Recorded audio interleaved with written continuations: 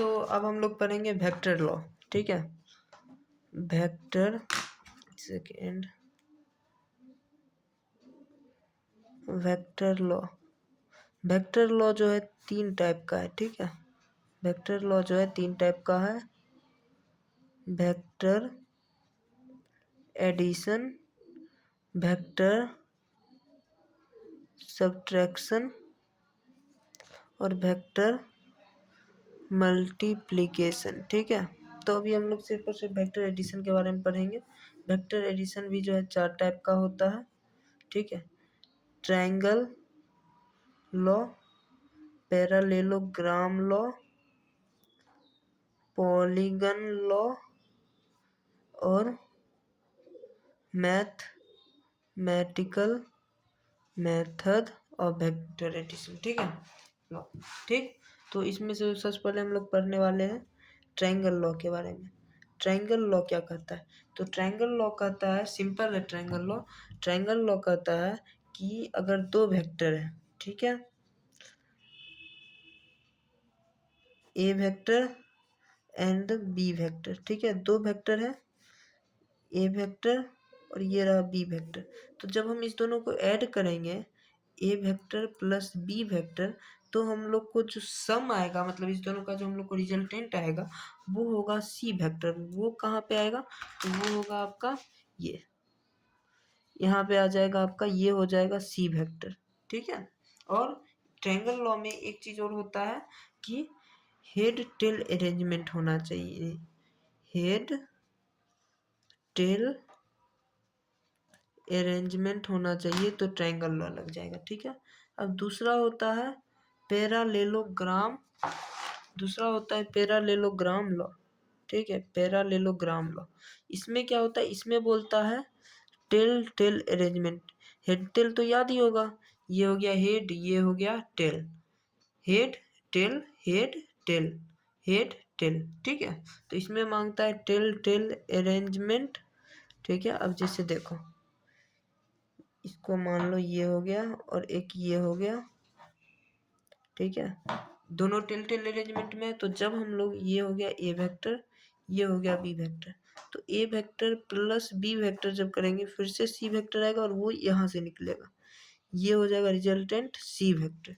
ठीक है, ये हो जाएगा रिजल्टेंट सी वेक्टर। ठीक, ये हो जाएगा आपका रिजल्टेंट सी वेक्टर। ठीक है, आ गया समझ में? ए वेक्टर, और इसमें टेल टेल अरेंजमेंट मांगता है। ठीक, अब तीसरा हो जाता है आपका पॉलीगॉन लॉ। पॉलीगॉन लॉ में क्या होता है? पॉलीगॉन लॉ में बोलता है कि जितना भी वेक्टर है सबका सब सेम हेड टेल अरेंजमेंट में होगा, और सारे वेक्टर को ऐड करके जो वेक्टर आएगा वो जो है पॉलीगॉन बनाएगा। जिसे देखो बताते हैं, एक वेक्टर, दूसरा वेक्टर, तीसरा वेक्टर। ठीक है, ये जो फोर्थ वेक्टर बनेगा, ये जो है, ये जो फोर्थ वेक्टर बनेगा, ये हो जाएगा ए वेक्टर, ए वेक्टर, ये हो जाएगा बी वेक्टर, ये हो जाएगा सी वेक्टर और ये हो जाएगा D vector. A vector plus B vector plus C vector is equals to D vector. ऐसे में ही जो है, मतलब कितना भी हम लोग लिख सकते हैं, कितना भी हम लोग बना सकते हैं, हम लोग की मर्जी। ठीक है, ठीक, सबका प्रोडक्ट यही आएगा। ठीक है, तो जैसे देख लो, इसमें A vector B vector C vector D vector E vector is equals to F vector. A vector से लेके A vector B vector C vector D vector E vector is equals to F vector. आया समझ में? ऐसे होता है, मतलब सबका प्रोडक्ट कर, सबको जब सम करेंगे तो ये वेक्टर आएगा, ये वाला। ठीक है, अब देखो एक 4 नंबर डालो, मतलब ये लॉ नहीं है, बट इसको जो है मतलब नोट कर लो, नोट दे के लिख लो। अगर कोई भी वेक्टर है जो कि सिर्फ और सिर्फ हेड टेल एलिमेंट में, जैसे देखो, ठीक ठीक ठीक, देखो टेल हेड टेल हेड, देखो head tail head tail head tail head tail, head tell arrangement में है, तो इसका जो प्रोडक्ट होगा, इसका जो प्रोडक्ट होगा A vector plus B, sorry sum होगा वो जो है plus C vector plus D vector sum होगा वो 0 होगा। ठीक है, नोट करके इसको डाल लो। ठीक है, हो गया, इतना आ गया समझ में, इतना हो गया। अब देखो, अब आगे बताते हैं। आगे हो जाएगा तुम्हारा, यहाँ तक तो हो गया, ये देखो पॉलीगन लॉ तक हो गया, यहाँ तक हो गया हम लोग का। अब हम लोग को बस मैथमेटिकल मेथड बचा है। तो मैथमेटिकल मेथड अगर हम तुम लोग को यहीं पे बता दें, ठीक है, मैथमेटिकल मेथड क्या कहता है, मैथमेटिकल मेथड कहता है, मैथमेटिकल मेथड क्या कहता है, मैथमेटिकल मेथड सिंपल कहता है कि जैसे एक वेक्टर है हेड टेल अरेंजमेंट में, ठीक है, तो इसको जो है यहाँ पे जो निकालेंगे, मतलब ये तो देखो ये ए वेक्टर हो जाएगा, ये बी वेक्टर हो जाएगा और ये सी वेक्टर हो जाएगा। तो इसका जो एक फॉर्मूला होता है, magnitude of C vector is equals to under root A vector square plus B magnitude of B vector square plus 2 A vector B magnitude of B vector और कॉस थीटा। ये हो जाता है इसका फॉर्मूला, ये हो जाता है इसका फॉर्मूला। ठीक है, ये इसका फॉर्मूला हो जाता है। इसको हम लोग सिंपल में अगर नहीं याद रहेगा तो ऐसे भी लिख सकते हैं, A square plus B square plus 2 A B cos theta. ठीक है, अब देखो इसमें 3 केस होता है, इसमें 3 केस होता है, इसमें 3 केस होता है, केसेस। ठीक है, केसेस, इसमें 3 केस होता है। पहला केस क्या कहता है, पहला केस कहता है आपका कि अगर theta is equals to 90 degree है, थीटा अगर 90 डिग्री है तो ए वेक्टर और बी वेक्टर, ए और बी जो है परपेंडिकुलर होगा, ए और बी जो है परपेंडिकुलर होगा, ए वेक्टर और बी वेक्टर परपेंडिकुलर होगा। जैसे देखो ए वेक्टर और बी वेक्टर परपेंडिकुलर होगा, ये एक वेक्टर, ये दूसरा वेक्टर, यहाँ पे हो गया 90 डिग्री, ये हो गया थीटा इज इक्वल्स टू 90। तो ए और बी वेक्टर जो है परपेंडिकुलर होगा और इसका जो होता है, इसका फॉर्मूला होता है सी वेक्टर निकालने का, root A vector plus magnitude of B vector. ठीक है, ये हो गया इसका फॉर्मूला। ठीक, अब सेकेंड केस में क्या होता है, सेकेंड केस अगर theta is equals to 180 degree है तो फिर इसमें जो है, इसमें जो है रिजल्ट जो है मिनिमम होता है, इसमें रिजल्ट मिनिमम होता है और इसमें जो है A vector and B vector are anti anti parallel. A vector और वेक्टर जो होता है इसमें एंटी पैरेलल होता है। अब एंटी पैरेलल कैसे होता है तो देखो,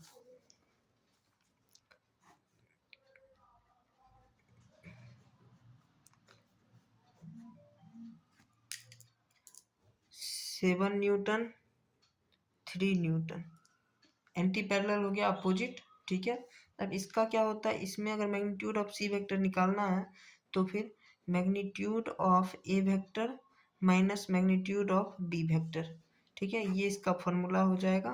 ठीक, अब तीसरा केस क्या होता है, तीसरा केस आपका होता है, तीसरा केस आपका होता है theta is equals to 0 degree और इसी इसमें रिजल्ट मिनिमम होता है, इसमें रिजल्ट मिनिमम होता है। ठीक है, अब इसमें जो है रिजल्ट भी मैक्सिमम होता है। ठीक है, इसमें जो है A vector and B vector जो होता है पैरेलल होता है। जैसे देखो बताते हैं, देखो एग्जांपल। ठीक है,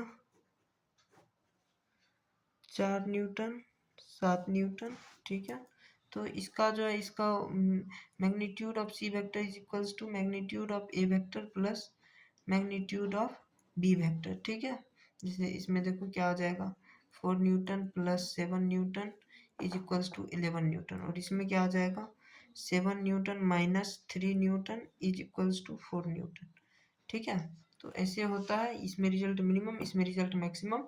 ठीक है, और इसी से हम लोग रेंज निकालते हैं, इसी से हम लोग रेंज निकालते हैं। जैसे इसका मिनिमम रेंज हो गया आपका 4/9। ठीक है, जैसे देखो एक है फाइंड द रेंज, ठीक है, फाइंड द रेंज, ये 7 न्यूटन एंड 3 न्यूटन। तो इसमें बोला जाता है मैक्सिमम और मिनिमम निकालने के लिए। तो मैक्सिमम रिजल्ट तो आ जाएगा आपका, पहले मिनिमम लिखते हैं, मिनिमम आ जाएगा 4 न्यूटन मिनिमम, ठीक है, और 10 न्यूटन आ जाएगा आपका मैक्सिमम, 10 न्यूटन आ जाएगा आपका मैक्सिमम, ठीक है। अब इसके बाद जो है हम लोग जो है क्या करने वाले हैं, इसका भी, ये भी स्पेशल केस भी बता दिए। अब नेक्स्ट हम लोग देखो, हाँ, ये 2 क्वेश्चन हम लिख के लाए थे ताकि हम बता दे, तो फिर मतलब मेरा भी कॉन्सेप्ट क्लियर है, और जो कोई भी इस वीडियो को, अगर एक बंदा भी उस वीडियो को देखता है तो उसका भी कॉन्सेप्ट क्लियर है, ठीक है। तो इसमें क्या है, 6 न्यूटन और 8 न्यूटन का फोर्स है जो कि एक पार्टिकल पे लग रहा है एट एन एंगल थीटा, ठीक है। Find out magnitude of their, मतलब 6 न्यूटन और 8 न्यूटन फोर्स मैग्नीट्यूड है जो कि किसी मतलब किसी एंगल पे लग रहा है, ठीक है, पार्टिकल पे लग रहा है, ठीक। तो और एंगल नहीं दिया हुआ है, एंगल यहाँ बोल रहा है, अगर 0 डिग्री पे लग रहा होगा 6 न्यूटन और 8 न्यूटन, तो इसका क्या केस हो जाएगा, 0 डिग्री का हो जाएगा आपका सिंपल, 6 न्यूटन भी इसी पे लगेगा और 8 न्यूटन भी इसी पे लगेगा। 8 newton 6 newton is equals to, क्या बताए थे, 6 + 8 14 न्यूटन रिजल्टेंट आ जाएगा। अब 90 पे क्या था, 90 पे था परपेंडिकुलर, 90 पे था परपेंडिकुलर, ठीक है, 90 पे था परपेंडिकुलर, परपेंडिकुलर तो 8 न्यूटन 6 न्यूटन, तो ये कितना आ जाएगा, बताए थे ना, ये पैरेललोग्राम वाले में, पैरेललोग्राम में क्या था, इसका हो जाएगा आपका सी निकालने का, इसका हो जाएगा under root magnitude of A vector plus magnitude of B vector square, ठीक है।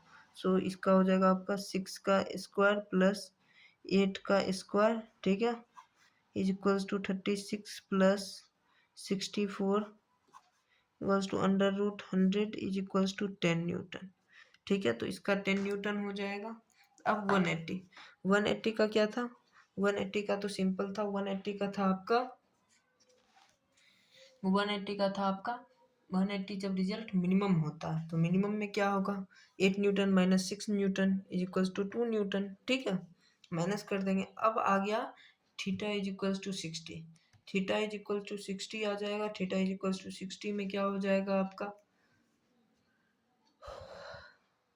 थीटा इज इक्वल्स टू 60 में क्या हो जाएगा आपका, अब इसमें हम लोग का वो वाला फॉर्मूला लगेगा जो फॉर्मूला हम बताए थे, C magnitude of C vector is equals to under root A square plus B square plus 2ab cos theta is equals to A का कितना हो जाएगा 6 का स्क्वायर प्लस 8 का स्क्वायर प्लस 286 और कॉस थीटा कितना है, कॉस थीटा 60 है तो कॉस 60 का हाफ हो जाता है, इस दोनों को वो कर दो, ठीक है।